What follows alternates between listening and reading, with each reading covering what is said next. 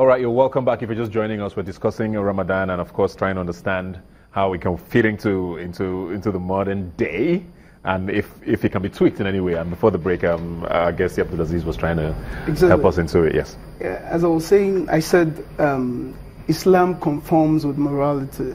So, contrary to the belief of our youth, some believe Islam is boring, is hard, is this, is no. Like the Prophet said, or even Allah said it in the Quran, Islam is Deen al-Usra. It is so easy. It is a religion of ease. It is also Deen al-Salam, the religion of peace. So, in advising the youth, like I said, morality matters. You just let them know this is what is good. Islam will not tell you whatever. Islam is not to make anybody. It's not to make you suffer anything or to. It's not any. Like Allah said on even the fasting. He said, I'm not trying to create any hardship on you.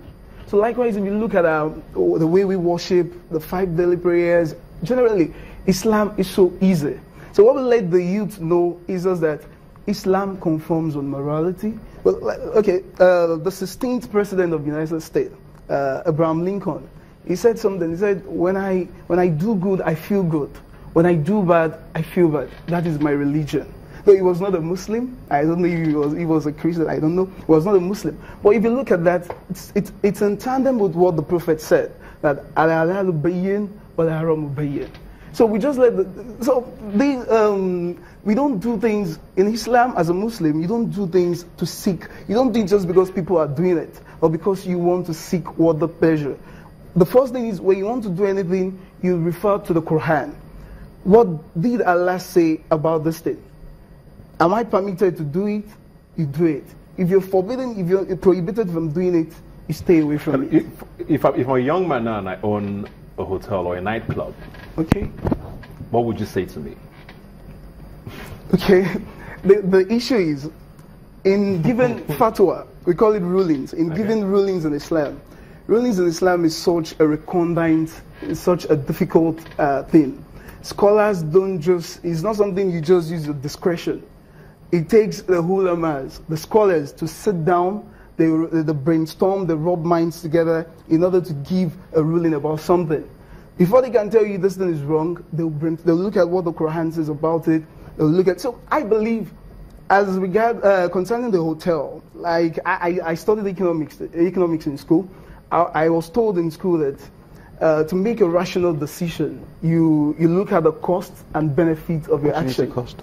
So if the cost outweighs the benefit, that decision is irrational. You don't take it. But if the benefit outweighs the cost, then it means it is a rational decision. So in that case, hotels, we have so many schools of thought. Some will tell you it is wrong. Some will tell you it's for business. But I think, though, if you look at the pros and cons, or if you look at the negative side of the hotel or the hospitality management business, it's not everybody that go into the hotel go there for adultery or whatever. I say, like a nightclub, for example. Okay, looking at the morality question. Exactly. If I run a nightclub and I say, oh, but maybe during Ramadan I just don't go there, but it still runs. Even outside of Ramadan, what would you say to me? It looks like you want to think about that. No, I'm not thinking. I just need to be factual. Okay. I need to be factual. A nightclub is not a business that is permissible in Islam. Okay. That is it. Okay. You want to jump in there? Not necessarily on that issue. No, I'm going to let that issue stay with him because that question was directed at him. And I will jump to the issue of social media because you mentioned it. Yeah, I mentioned social media. The Al-Quran, right, was actually set out to act as a guide between right and wrong. The Furqan, yes. Right? Yes. And that being said, when you go on social media, what are you going on social media for? We have to remember that social media has become part and parcel of our daily lives, whether you like it or not. If you're not conforming with that sect of what today entails, then maybe you're a caveman, right? So, personally, what do I go on social media for? I love food, so I follow a lot of food stuff. I want to see what my friends are up to, so I follow that. And a lot of my work is, because I'm an advertising person, a lot of my work actually falls on those platforms. So I'm there for those reasons. I'm not on Instagram or Facebook to follow XYZ, blah, blah, blah. So going on Instagram, for instance, during Ramadan, as far as I'm concerned, is absolutely fine. If you are not going on those platforms to seek worldly because a lot of people give it up for Ramadan. Well, I mean, it's up to the individual. If you know that you're not a strong-willed person and going on Instagram is going to make you feel a certain type of way, by all means, stay out of it. But it's a personal thing. I'm confident that going on Instagram doesn't affect what my Ramadan rites are, going through. I don't feel that it's going to make me want to ejaculate, as the Quran says, and I don't feel like it's going to make me do bad things that are not in line with what the scripture tells us not to. Yeah. So it also boils down to how time has made things change. In the days of Prophet Muhammad sallallahu alaihi wasallam, there was no phones. So he wrote those scriptures were revealed to him in a time where those things didn't necessarily exist. So it's like he said, it's very refreshing, and this is news to me.